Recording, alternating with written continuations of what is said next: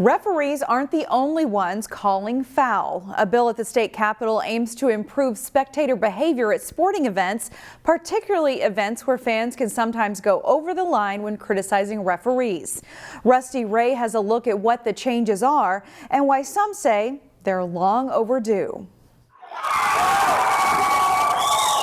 Fans from across the country came to Brooklyn Park last week for a National USA hockey tournament.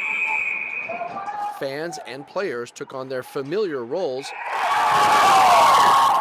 In some cases, that can be in an official's face after he or she makes a call. It almost is like these people, their minds go into another world, and they lose their consciousness on how to properly behave. It could be scary and personal. I mean, they take it too far. It's just a game at the end of the day. A lot of loose ball, grab ball, and they're letting them play.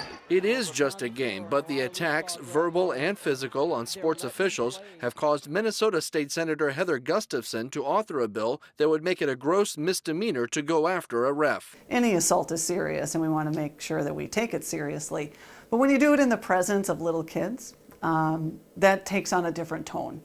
Adults are supposed to be the responsible role models. We're supposed to, exhibit behavior that is safe, and that's not what's happening at some of these events. They thought he had a block, and instead it's whistled for a foul. Joe Paquette has seen it firsthand for more than 30 years as a basketball official with the State High School League. If you get a lot of people that are all yelling at once, that becomes background noise. Honestly, you don't hear that much when you're on a court or a field. It's that one-off, that person that's yelling and nobody else is, and they're sounding very angry, and you're starting to feel a little threatened. Then you get some concerns about, what is my safety play here? What's my escape route? Cook pleading his case right now. And there's concern that safety may be keeping many people, particularly young people, from wanting to be officials. They're learning the craft, they're learning how to do this, and every mistake gets magnified, and sometimes it's just not worth it to them. You're unable to find people to work this job because they don't feel safe doing it.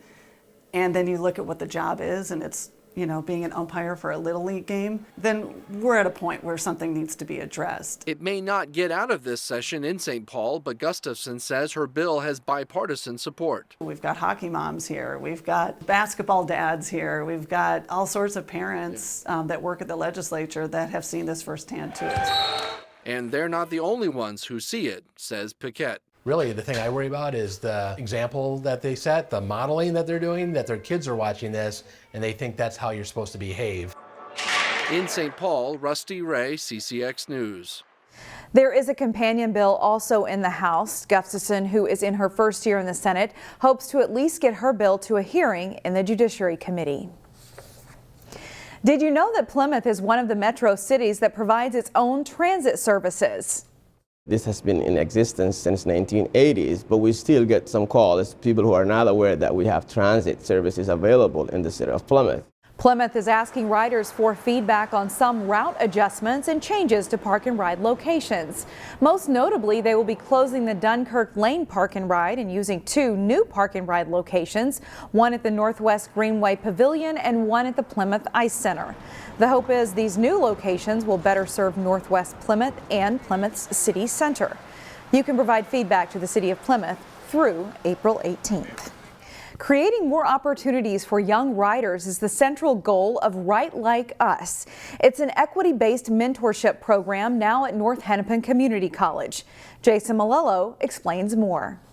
Hear ye, I am here to holler. The words ring out and played me until I woke singing from the thin man and smiling. Thank you in the pink hat. Thank you. Best-selling writer Ross Gay sharing his prose with an audience at North Hennepin Community College. Thank you the way before he died. The event was part of North Hennepin's Right Like Us program, back in a waft of incense, which aims to build equity in the school's creative writing programs. Students of color can be paired with local writers as mentors, and then those local writers here in the Twin Cities that are mentoring our students will then be mentored by national authors.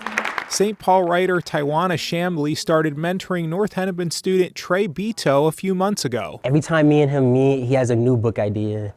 He is a world builder, he's a sci-fi and fantasy writer, and he He's just like this endless like source of energy. I don't like disappointing her, so I'm always like, I have to get a whole bunch of writing done in between our like meeting times. So I'm like, okay, I have things to show Tawana so she can be proud of me, right? It's so nice to be reading with you all. Write Like Us is more than just a mentoring program, though. I believe in our young people. For Trey and Tawana, oh, thank you. Both trans people of color, it creates a safe space to inspire. For I have awakened and be inspired. As trans people, we have access to like very specific experiences that give us access to very specific points of knowledge. Goodbye. In Brooklyn Park, I mean to say, Jason Malolo. And thank you. CCX News. Every day. This long winter has turned into a long spring for many high school athletes who can't get outside to practice and play games on fields or tracks because of the snow. And that gave West Lutheran High School baseball coach Steve Gergel an idea. He had his varsity baseball players shovel the snow and ice off of the baseball diamond Monday in Plymouth. Coach Gergel says his team has been stuck inside so far because of the conditions and already had to postpone one game because of the snow. He said his players are eager to get back outside. That's just not really how the game is meant to be played. You're in a cage, you never get to see how far your hit goes.